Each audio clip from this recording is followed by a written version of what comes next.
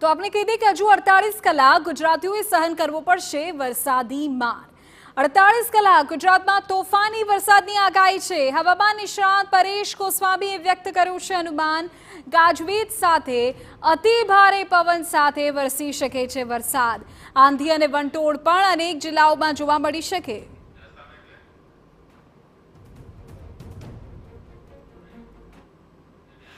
કે આ અસ્થિરતા છે મધ્ય ગુજરાત અને સૌરાષ્ટ્રના ભાગો ઉપર વધારે પડતા સ્થિર છે, ધીમે ધીમે આ આગળ વધી રહી છે, જેની અંદર પણ આજની તારીખે 14 તારીખ અને આવતીકાલે 15 તારીખ એમ 2 દિવસ સુધી હજી વરસાદની તીવ્રતા વધારે જોવા મળશે। 16 તારીખે પણ વરસાદો છે એ છૂટાછવાયા જોવા મળશે, પણ 16 તારીખથી તીવ્રતા ઘટશે।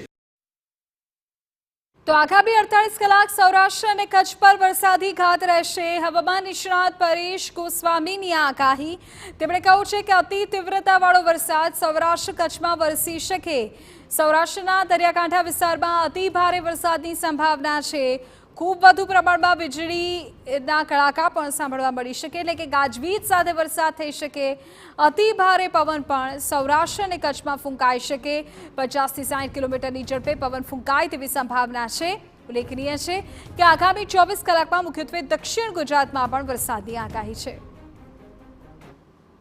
હવે જે તીવ્રતા આવનારા 2 દિવસ છે, જે સૌરાષ્ટ્ર, કચ્છ, મધ્ય ગુજરાત અને ઉત્તર ગુજરાત આ વિસ્તારોમાં વધારે જોવા મળશે, જેમાં ખાસ કરીને આજની તારીખે જે 14 તારીખના રોજ છે, એટલે કે આવનારા 24 કલાક સુધી સૌરાષ્ટ્રમાં અતિ તીવ્રતા જોવા મળે તેવી શક્યતાઓ છે। સૌરાષ્ટ્રના અનેક વિસ્તારો એવા છે જેમાં 24 કલાકની અંદર 1 થી 1.5 ઇંચ અને અમુક જગ્યાએ 1.5 ઇંચ કરતાં પણ વધારે વરસાદ નોંધાય। આજની તારીખ અને આવતીકાલ 2 દિવસ સુધી જ્યાં વરસાદ પડશે ત્યાં થંડરસ્ટોર્મ એક્ટિવિટી જોવા મળે તેવી શક્યતાઓ છે।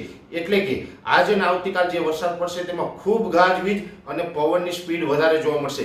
પવનની સ્પીડ છે લગભગ 50 થી લઈને 70 કિલોમીટર પ્રતિ કલાકની ઝડપ જોવા મળે તેવું એક અનુમાન છે। તો મધ્ય ગુજરાત અને ઉત્તર ગુજરાતને લઈને પણ આગાહી। પરેશ ગોસ્વામી હવામાન નિષ્ણાત તેમનું કહેવું છે કે ઉત્તર ગુજરાતના બનાસકાંઠા અને પાટણમાં ભારે વરસાદ થઈ શકે। ઉત્તર ગુજરાતમાં 50 કિલોમીટરની ઝડપે પવન ફૂંકાઈ શકે। સાબરકાંઠા, અરવલ્લી અને મહેસાણામાં પણ પવન સાથે વરસાદની સંભાવના છે। મધ્ય ગુજરાતમાં છૂટાછવાયા વરસાદની આગાહી છે।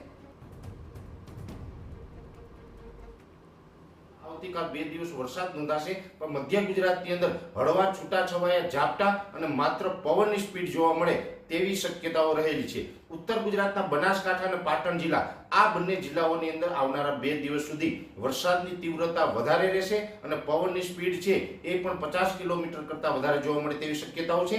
અને ઉત્તર ગુજરાતના જે બીજા વિસ્તારો છે એમાં સાબરકાંઠા હોય અથવા તો મહેસાણા છે કે અરવલ્લી જેવા વિસ્તારો છે, આ તમામ વિસ્તારોની અંદર હળવા છૂટાછવાયા ઝાપટાઓ છે એ આવનારા 2 દિવસ જોવા મળે। તો વરસાદને કારણે અમદાવાદ જિલ્લાની